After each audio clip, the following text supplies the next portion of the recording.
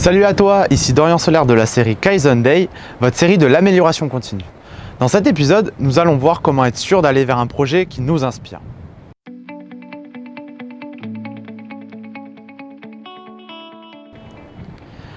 Aller vers un projet qui nous inspire, c'est nous donner de l'énergie, c'est nous donner de l'élan pour avancer dans notre vie.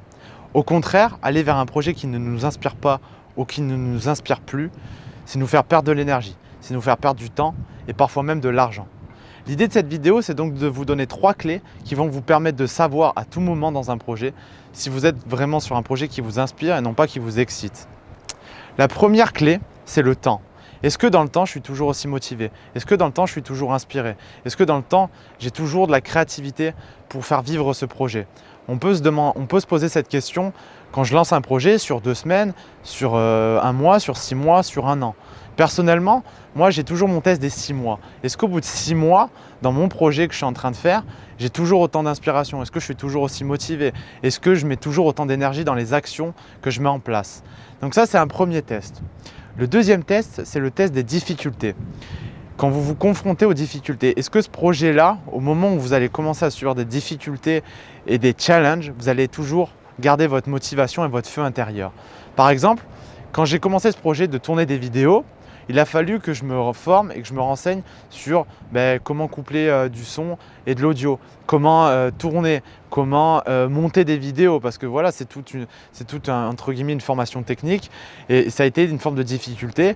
Et malgré cette difficulté, j'ai continué de vouloir avoir envie de faire vivre ce projet. Le troisième test, et ça c'est le test un petit peu ultime, c'est quand vous allez subir du rejet ou parfois même de la moquerie. Par exemple, je vous parle encore de ce projet que j'ai là entrepreneurial qui a été de devenir coach, de donner des interventions dans les écoles, de faire même plus tard des conférences et des séminaires.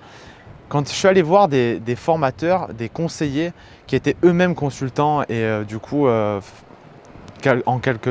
certaine manière coach, ils m'ont dit: tu es trop jeune pour ça, tu n'y arriveras pas. Avec ton manque d'expérience, les gens ne te donneront pas leur confiance. Et ça a été vraiment dur parce que quand vous allez voir quelqu'un qui est censé entre guillemets vous guider et qu'à ce moment-là il vous dit que c'est pas pour vous, c'est vraiment une forme de rejet qui est assez puissante. Et en fait, malgré ça, ça m'a donné tout l'inverse. Sur le moment, ça a été dur, mais j'ai gardé mon feu intérieur. Je ne me voyais pas faire autre chose. Donc j'ai gardé ma motivation, j'ai continué de garder ma créativité et mon inspiration à faire vivre ce projet.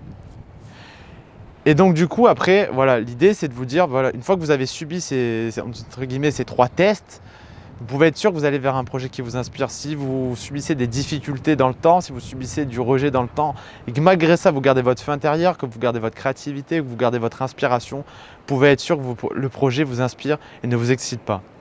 À l'inverse de tout ce que je vous dis là, sur ce projet qui m'inspire, j'ai eu un projet là il y a 1 mois et c'était un projet qui m'excitait, qui ne m'inspirait pas. C'était de me mettre à la bourse. Ça m'intriguait, j'avais envie d'essayer. Et puis je suis quand même allé un petit peu, j'ai quand même avancé sur ce projet-là. J'ai regardé des vidéos, j'ai commencé à me former, j'ai ouvert un compte de démo, etc. Et par contre, dès que les premières difficultés sont arrivées, c'est-à-dire de bien comprendre, d'aller plus loin dans la formation, de devoir appeler mon banquier pour ouvrir des comptes, pour en plus de ça, en fait, avoir à gérer une autre forme de comptabilité, le projet, petit à petit, je l'ai laissé de côté et il est tombé finalement à l'eau, si je peux dire. Donc voilà, ça a été le test simplement du temps et de la difficulté. Donc aujourd'hui, voici mes 3 clés. Je vous conseille d'expérimenter. Ça peut aller sur un petit projet, des petits projets comme sur des gros projets. Et ça vous permettra de savoir et de ne pas perdre du temps, de l'énergie et parfois même de l'argent. Expérimentez, testez et puis je vous retrouve très vite dans un nouvel épisode. Et n'oubliez pas, on avance petit à petit.